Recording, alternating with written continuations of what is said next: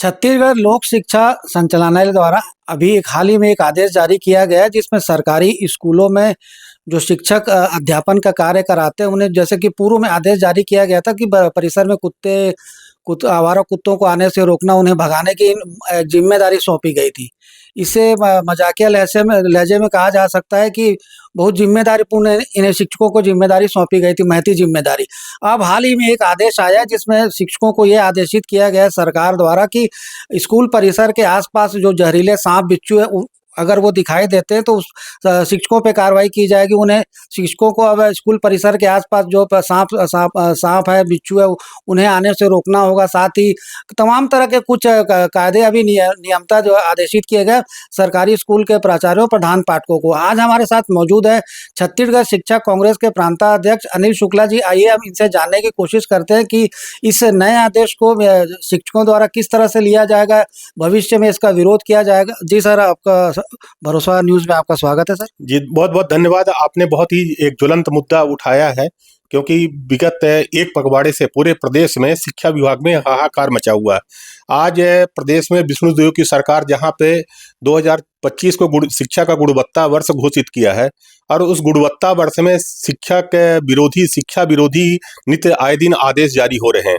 इसके पूर्व में 20 नवंबर को संचालक लोक शिक्षण ने पूरे प्रदेश में स्कूलों में संस्था प्रमुखों को आवारा कुत्तों की निगरानी, उनकी रोकथाम की जिम्मेदारी दिया था। अब कल मैंने देखा कि एक आदेश आपके मीडिया चैनल के माध्यम से बिलासपुर के जिला शिक्षा अधिकारी ने मिस्टर तांडे करके हैं वहाँ पे, उन्होंने एक आदेश जारी किया कि जहरीले सांप, बिच्छू और जीव जंतुओं से, पशुओं से भी निगरानी करनी है और रोकथाम करनी है। पहली बात यह है कि यह जो आदेश है ये किस संदर्भ में जारी किया गया। मैंने उस आदेश का अध्ययन किया तो उन्होंने माननीय उच्चतम न्यायालय में जो सोमोटो की एक याचिका थी 5/2025 उसके परिप्रेक्ष्य में जारी किया है। पहली बात यह है कि इस प्रदेश में एक पूरा प्रदेश प्रभारी के भरोसे चल रहा है। यहाँ पे 33 में 32 जिला जो है प्रभारी है और प्रभारी में वो ऐसे कनिष्ठ प्राचार्य हैं कि जो कि भविष्य में जिला शिक्षा अधिकारी नहीं बन सकते हैं। मैंने आज आपके जब चैनल में ये बात आई, आप लोगों ने मुझे संज्ञान में लाया, तो मैं माननीय सुप्रीम कोर्ट के आदेश का अध्ययन किया। अब उस आदेश में मैंने पाया कि ये एक तो पहली बात, ये जो आदेश जारी किया गया है वो दिल्ली केंद्र शासित प्रदेश और म्युनिसिपल कॉर्पोरेशन के लिए है। तो यहाँ पे तो सूत न कपास जुलाहों में लट्ठम लट्ठा, ये इसके परिप्रेक्ष्य में पहली बात तो ये कि संचालक लोक शिक्षण ने बिना उस आदेश का अध्ययन किए पूरे प्रदेश के लिए लागू कर दिया। अब वो जिला शिक्षा अधिकारी ने भी इसको जारी कर दिया है, यद्यप उसमें संचालक लोक शिक्षण और शिक्षा सचिव की कहीं सहमति नहीं दिखाई देती। मेरा ये कहना कि आदेश, मैं इस पे नहीं जाना चाहता हूँ कि आदेश कौन जारी कर रहा है, किस स्तर पे जारी हो रहा है।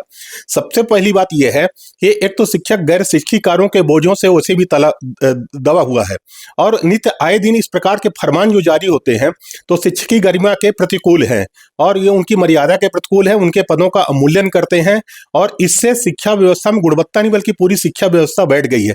छमाही परीक्षा का अभी दौर चल रहा है, पूरे प्रदेश में शिक्षकों की SIR में ड्यूटी लगी हुई है, BLO बनाए गए हैं, व्याख्याताओं तक को झोंक दिया गया है। ना स्कूलों में कोई पढ़ाने वाला है, ना परीक्षा लेने वाला है, उसमें परीक्षाएं हो रही हैं, कैसे परीक्षाएं हो रही हैं, कौन कापियां जांच रहा है, इस बात पे सरकार का भी ध्यान नहीं देती है। मेरा ये कहना है कि इस प्रकार के आदेशों पे तत्काल रोक लगाई जाए और इस प्रदेश के जितने भी शिक्षक संगठन हैं वो सिर्फ नेतागिरी तक नहीं सीमित रहे, बल्कि ये सोचे कि यदि शिक्षा विभाग बचेगा, उसका अस्तित्व बचेगा, सरकारी स्कूल बचेगा तो तभी उनका अस्तित्व है। तो वो एकजुटता के साथ में ऐसे गैर शिक्षिका और अमर्यादित आदेशों का पुरजोर विरोध करें, ये मैं अपील करता हूं।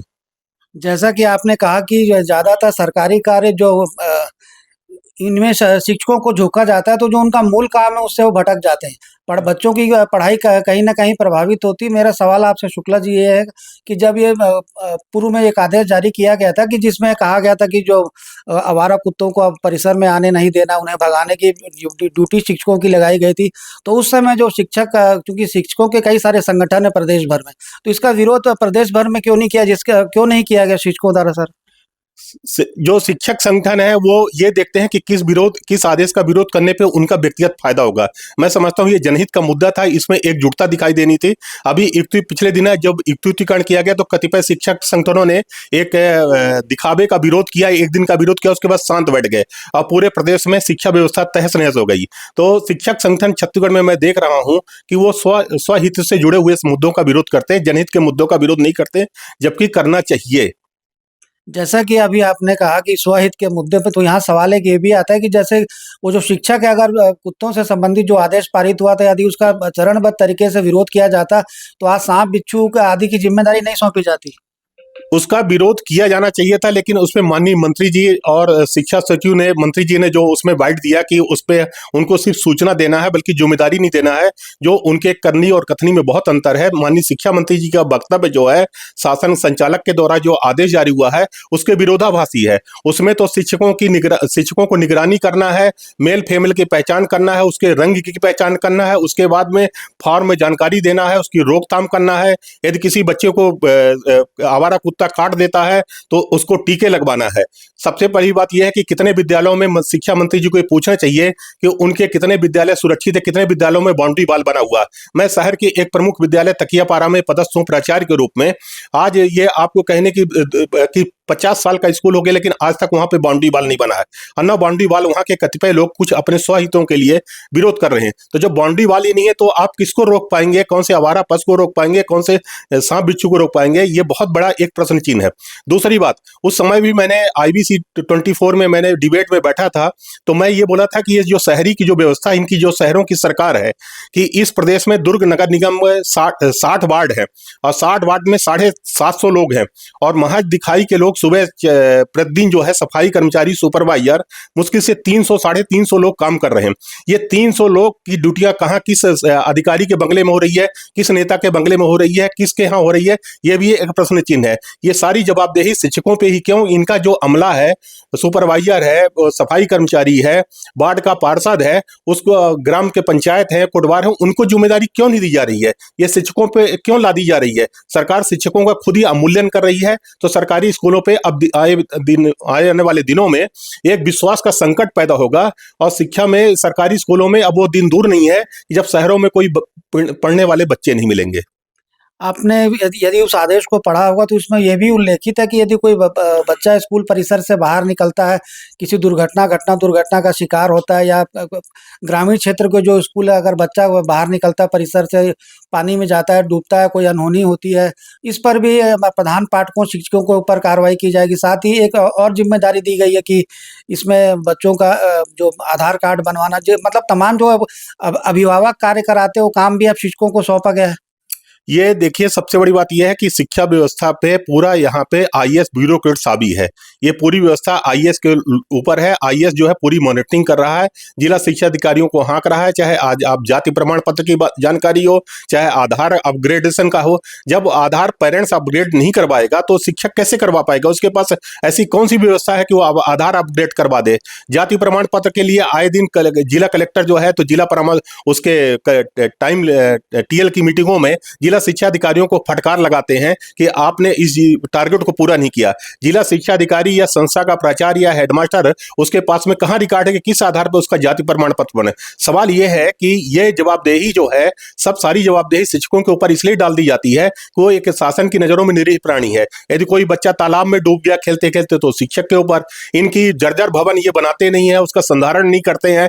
पिछले बार मुख्यमंत्री विद्यालय जतन योजना चली, वो जतन योजना का पैसा किसके जेब में गया? उसके बाद भी जर्जर भवन क्यों है?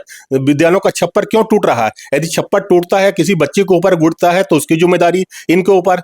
यदि मध्याह्न भोजन की आज पूरी की पूरी जो व्यवस्था है वो स्व सहायता समूह को दी गई है, लेकिन मध्याह्न भोजन में यदि कीड़े मिल जाए, इल्ली मिल जाए, बिल्ली मिल जाए, छिपकली मिल जाए, या कोई कुछ भी हो जाए, तो उसकी पूरी जिम्मेदारी संस्था प्रमुख की होती है, उसको आप निलंबित कर देते हैं। तो ये सब जवाबदेही जो है शिक्षा व्यवस्था पे जो थोपी जा रही है, इस पे सरकार को बड़ी गहनता के साथ विचार विमर्श करना चाहिए, और शिक्षकों को जो है उनको मूल कार्य से पढ़ाई और शिक्षा प्रशासन ही सौंपना चाहिए। ये मेरी मान्यता है। एक सवाल और है शुक्ला जी, की जैसे कि सरकार के कई सारे विभाग हैं, चाहे वह नगर निगम से संबंधित हो, नगर पंचायत से संबंधित हो, नगर पालिका से संबंधित हो, या अन्य विभागों की अपन बात करें, लेकिन जो तमाम जवाबदारियां दी जाती हैं, जो तमाम नई योजनाओं को लागू करवाया जाना रहता है, जागरूकता अभियान चलाया जाना रहता है, तो उसमें सिर्फ शिक्षकों को ही क्यों शामिल किया जाता है? अन्य विभागों के कर्मचारियों की इसमें ड्यूटी क्यों नहीं लगाई जाती? इसके एक प्रमुख वजह है जो शिक्षक संगठनों का, एक तो छत्तीसगढ़ में एक छोटे से राज्य में छत्तीसगढ़ में करीब करीब 70-80 शिक्षकों के संगठन काम कर रहे हैं। तो शिक्षक संगठनों की बहुतायत है, उनमें एकता नहीं है और उनमें जो है ऐसे गैर शिक्षकीय कार्यों का विरोध और जो उनकी मर्यादा के खिलाफ उनको दायित्व दिए जाते हैं उसका विरोध करने का उनमें नैतिक साहस नहीं है और वो करना चाहते हैं, इसलिए शासन जो है, प्रशासन जो है, हावी होते जा रहा है। एक अंतिम सवाल, इस जो आदेश को लेकर के छत्तीसगढ़ शिक्षक कांग्रेस द्वारा आने वाले समय में किस तरह का अभियान चलाया जाएगा, इसके लिए क्या कहना चाहेंगे? और दूसरा है कि यहाँ पे भी आता है कि जैसे कई बार ये भी देखने को मिला है कि जो शिक्षकों द्वारा जो जो भी आंदोलन पूरे प्रदेश में किया जाता है, चाहे जिला स्तर पे किया जाता है, वो अपने अमली जामा तक नहीं पहुँच पाता। शिक्षकों की मांगे कहीं ना कहीं अधूरी रह जाती है, शासन प्रशासन इसे गंभीरता से नहीं लेता। तो इस मामले को लेकर के शिक्षकों द्वारा क्या कदम उठाया जाएगा? देखिए, सबसे पहली बात यह है कि शिक्षकों को यदि बहुत सारे संगठन हो गए हैं, उनको आपस में एकजुटता के साथ में पहली बात सशक्त होना पड़ेगा।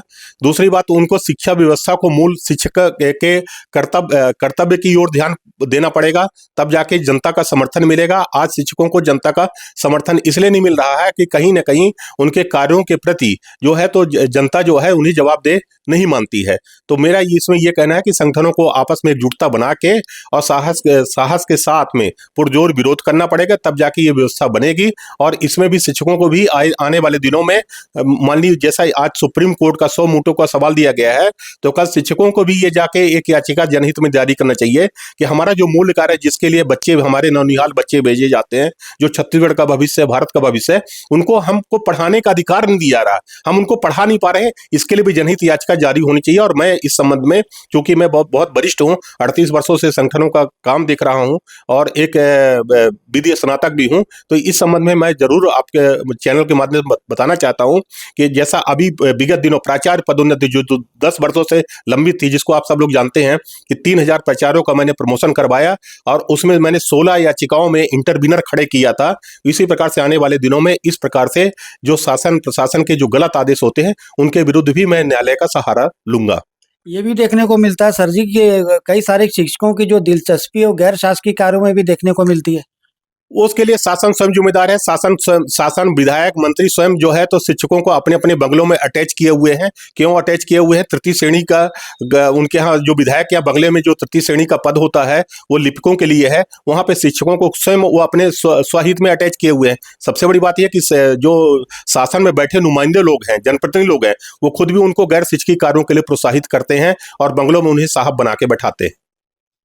ये थे हमारे साथ छत्तीसगढ़ शिक्षक कांग्रेस के प्रांताध्यक्ष अनिल शुक्ला जी, जिनके द्वारा हमें बताया गया कि ये जो आदेश अभी निकला है, जिसमें कि शिक्षा विभाग के अधिकारियों का कहना है कि ये उच्च न्यायालय के आदेश के अनुरूप इस कार्य को किया जा रहा है, इस आदेश को पारित किया गया, तो इसमें शिक्षकों की कहीं ना कहीं इसमें शिक्षकों का आक्रोश देखने को मिल रहा है। साथ ही शुक्ला सर का ये भी कहना है कि आने वाले समय में इसे लेकर के एक बैठक आयोजित की जाएगी समूचे छत्तीसगढ़ को लेवल स्तर पर, चूँकि ये भी कहना है कि जो शिक्षकों को यदि उनके मूल कार्यों से हटा करके दूसरे कार्यों में संलिप्त किया जाता है, जैसे कि SIR के जो कार्य अभी जो वर्तमान में जारी है, जिसकी तिथि अंतिम तिथि 11 दिसंबर तक, उसमें भी पूरे प्रदेश में शिक्षकों को लगाया गया। सरकार की योजनाओं को, सरकार की नीतियों को जन जन तक पहुंचाने के लिए भी शिक्षकों को भी महती जिम्मेदारी दी जाती है। नगर निगम हो, जैसे कि मैंने पूर्व में कहा, नगर निगम हो, चाहे नगर पंचायत हो, नगर पालिका हो, यहाँ पदस्थ कर्मचारियों को ऐसे कार्यों से ज़्यादातर दूर रखा जाता है। और अब यदि इन्हें लगाया भी जाता है शासकीय कार्यों में, तो इनके द्वारा विरोध प्रदर्शन किया जाता है, जिससे मजबूर होकर सरकार को अपने निर्णय पर विचार करना होता है। तो कहीं ना कहीं शिक्षकों को तमाम दायित्व देने से ये प्रतीत होता है कि जो शिक्षक अपने मूल जो उनके कार्य, बच्चों का अध्यापन कार्य कराना सहित अन्य जो कार्य, जो अपनी जिम्मेदारी को लेने से शिक्षक कभी पीछे नहीं होते, लगातार उनके द्वारा कार्य किया जाता है। लेकिन जो अतिरिक्त कार्य सौंपे जा रहे हैं, इसे लेकर के शिक्षकों का आक्रोश देखने को मिल रहा है। आने वाले समय में देखने वाली ये बात ये होगी कि इसे लेकर छत्तीसगढ़ शिक्षक कांग्रेस द्वारा क्या कदम उठाया जाता है, इसमें कितने पूरे प्रदेश भर से कितने शिक्षकों की सहभागिता होती है, इस आंदोलन को इस आदेश को सरकार कहां तक वापस लेती है अथवा नहीं, या शिक्षकों पर दंडात्मक कार्रवाई की जाती है, देखने वाली बात होगी। भरोसा 24 न्यूज़ के लिए अतुल शर्मा के साथ संजय दुबे।